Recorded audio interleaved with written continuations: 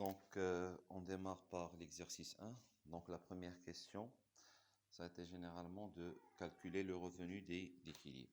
Généralement, pour calculer le revenu d'équilibre, il faut que l'offre globale doit être égale à la demande globale.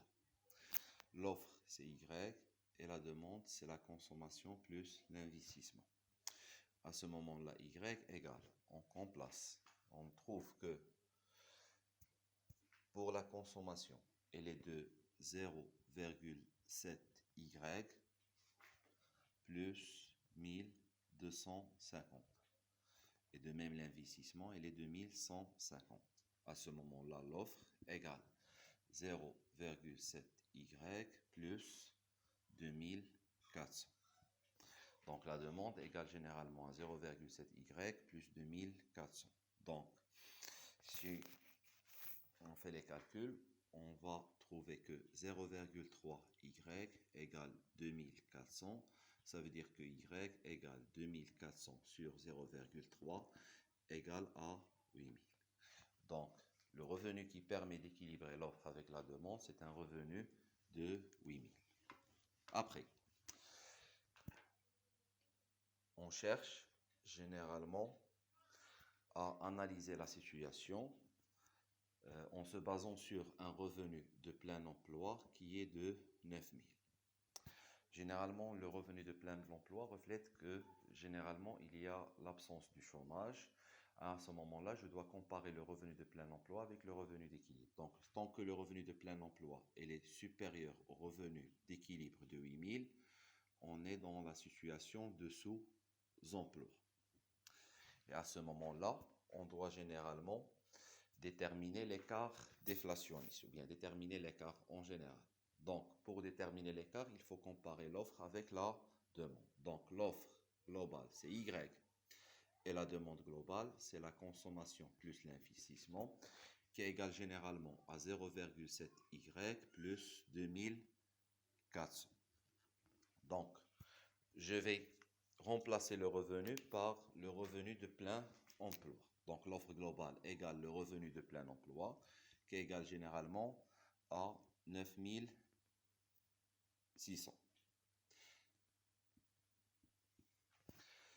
Après, ça sera aussi 0,7 et je remplace aussi par le revenu de plein emploi fois 9600 plus 2400. Et on va avoir une demande qui est de 9120. Donc, on constate bien que l'offre supérieure à la demande, donc on va avoir la déflation. Ça veut dire la baisse des prix. À ce moment-là, je vais calculer l'écart. Il s'agit bien clairement d'un écart qui est déflationniste. Donc, l'écart déflationniste, c'est l'offre moins la demande qui est égale généralement à 480. Donc, ça, généralement, c'est l'analyse de la situation. Donc, on a maintenant une situation de sous-emploi. Tant que le revenu de plein emploi de 9600 est supérieur au revenu d'équilibre. Et on a aussi un déséquilibre qui se base sur la déflation tant que l'offre est supérieure à la demande. Donc, maintenant, on va essayer de trouver la solution. Et la solution, c'est généralement la première est de chercher de combien on doit faire varier la proportion marginale à consommer pour atteindre le plein emploi. Donc, on a généralement Y égale 1 sur 1 moins petit c, fois généralement C0 plus l'investissement. Avec petit c reflète la proportion marginale à consommer. Donc, si on remplace Y, ça sera 9600 égale 1 sur 1 moins petit c, avec C0, c'est 1250 qui est la consommation incompressible et l'investissement il est de 1150 et le total il est de 2400. Donc si on fait les calculs, ça sera 1 moins petit c égale 2400 divisé sur 9600. Donc petit c égale 1 moins 2400 sur 9600 égale à 0,75. Donc, pour atteindre le plein emploi, petit c doit passer de 0,7 à 0,75. Donc, pour que le revenu national augmente de 1600, Ça veut dire pour passer de 8000 à 9600, à PMC, bien la proportion marginale à consommer doit passer de 0,7 à 0,75. Et à ce moment-là, on va généralement éliminer l'écart déflationniste et atteindre le plein emploi.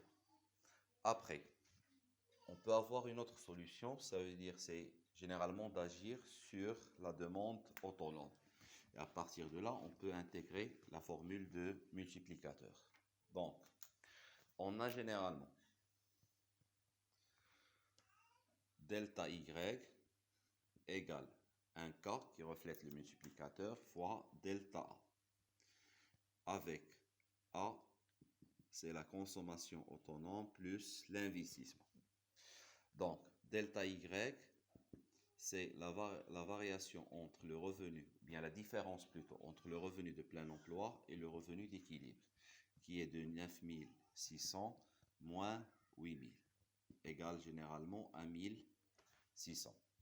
Par contre, K, c'est 1 sur 1 moins petit c, qui est de 1 sur 1 moins 0,7, qui est égal à presque 1,4286.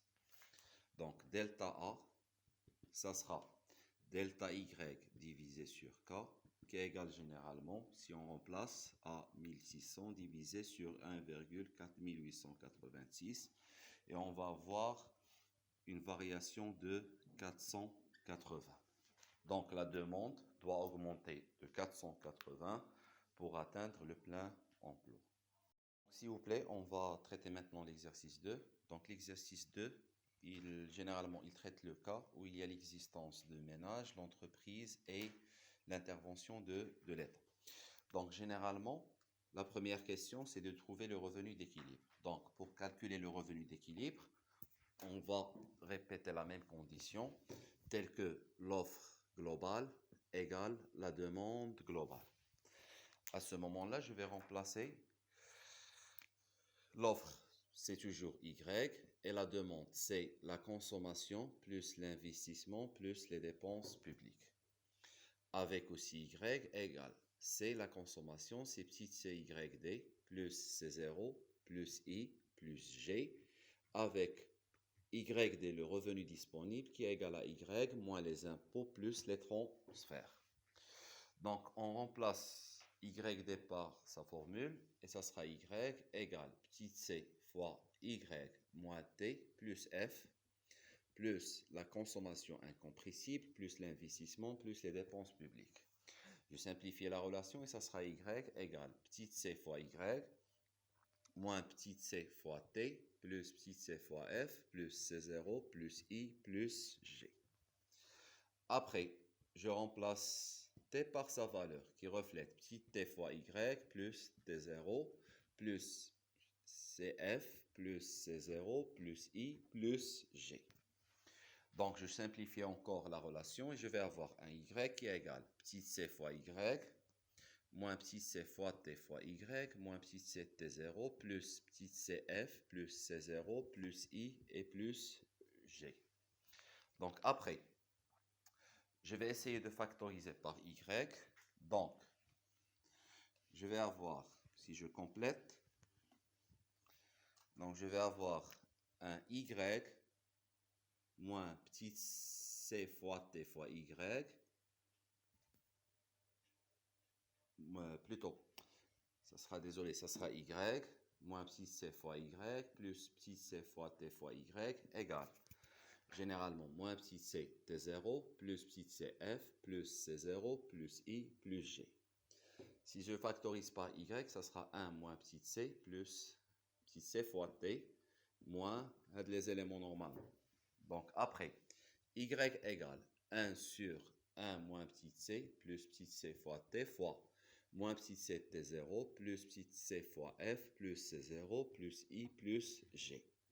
Donc, si on remplace par les valeurs numériques, on va trouver 1 sur 1. La proportion marginale à consommer, c'est 0,8. Plus 0,8 fois petit t, qui est la proportion marginale d'un pot qui est de 0,2025. Fois moins petit c fois l'impôt forfaitaire. Ça sera moins 0,8 fois 15 plus 0,8 fois 5.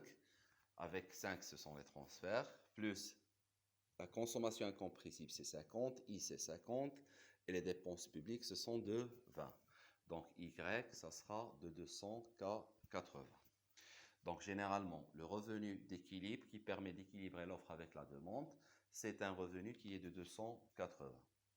Donc, après, on passe à la deuxième question. Généralement, il permet de traiter les variations des éléments de la demande. En d'autres termes, si je vais faire changer F, ou bien T0, ou bien G, quel est l'effet de cette variation de ces éléments sur le revenu global? À ce moment-là, toujours pour généralement affecter l'offre, je dois changer un élément de la demande. Donc, je vais commencer par les dépenses publiques. Et pour les faire, je vais intégrer la notion de multiplicateur. Donc, la deuxième question, c'est de combien doivent varier les dépenses publiques pour, ou bien de combien on doit, plutôt, si on augmente les dépenses publiques de 5, est-ce qu'il a cette variation, est-ce qu'il a un effet sur le revenu? Donc, je note, pour la variation de G,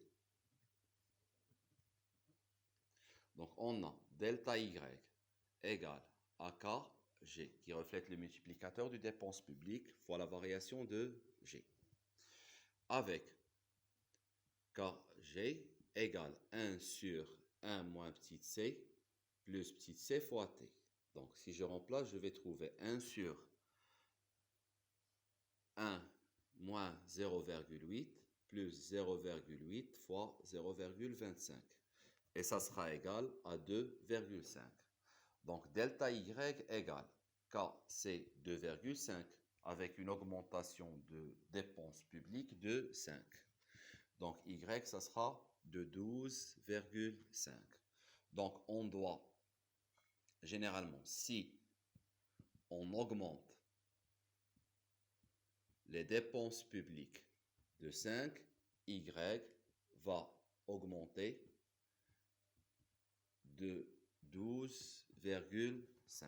Donc, l'effet d'une variation de dépenses publiques de 5 va entraîner généralement une augmentation de revenus ou bien de l'offre de 12,5.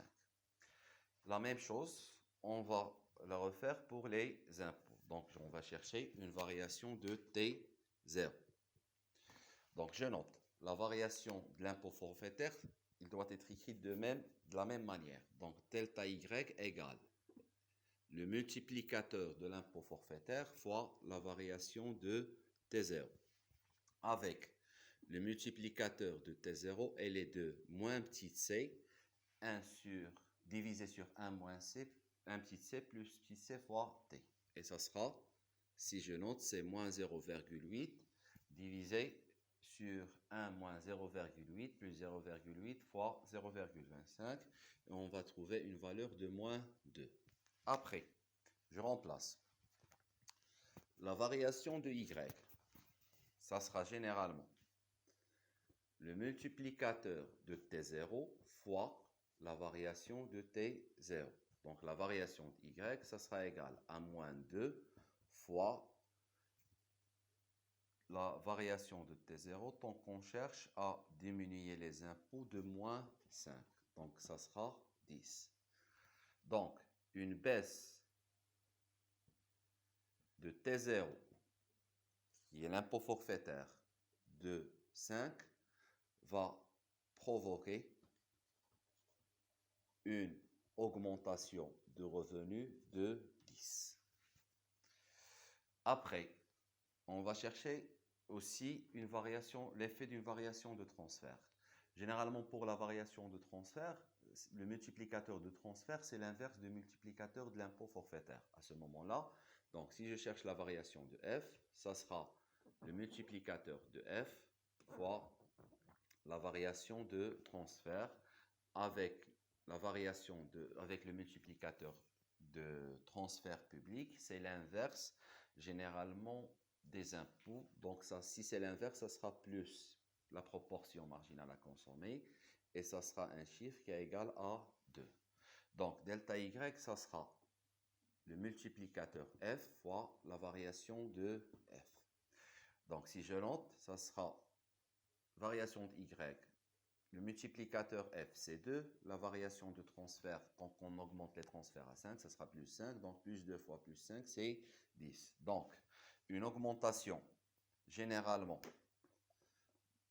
une augmentation de F de 5, qui sont les transferts, va provoquer généralement une augmentation de Y de 10. Donc, on cherche maintenant la politique la plus efficace. Donc, bien sûr et bien évidemment, la politique la plus efficace, c'est l'augmentation des dépenses publiques. Pourquoi? Parce que l'augmentation des dépenses publiques de 5 a entraîné une augmentation de revenus de 12,5. Par contre, au niveau des impôts forfaitaires, la baisse de 5 et l'augmentation de transfert de 5 a entraîné seulement une variation de revenus de 10. Donc la meilleure politique, généralement, c'est d'introduire une augmentation de dépenses publiques.